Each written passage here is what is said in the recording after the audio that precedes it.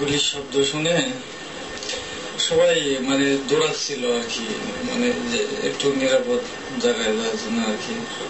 আমরা কিছুই জানতাম না।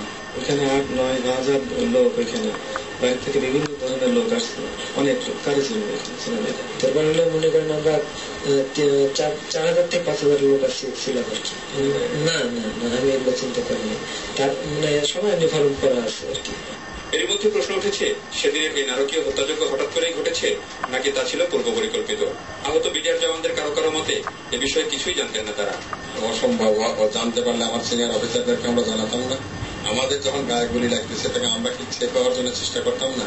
না, ওই যে মুখ বাঁধা ছিল রুমাল দিয়ে, ওই যে ফ্ল্যাগ দিয়ে, লাল নীল সবুজ ফ্ল্যাগ লাগানো ছিল, ফ্ল্যাগ দিয়ে তারা মুখ বাঁধা ছিল, ট্রেস করতে পারে। তবে এত বড় একটি ঘটনার পেছনে যে দীর্ঘদিনের পরিকল্পনা ছিল সেটিও মনে করেন বিডিআরের অনেক সদস্য। না, ওদেরকে শুনতে পারি,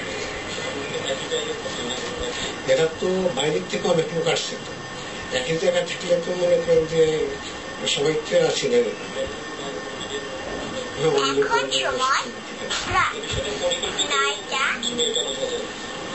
এখন তো যেভাবে দেখা যাচ্ছে আগের দিন বিডিআর সপ্তাহ পালনের আগেই বিদ্রোহীরা এই পরিকল্পনা করতে পারে বলেও তাদের ধারণা।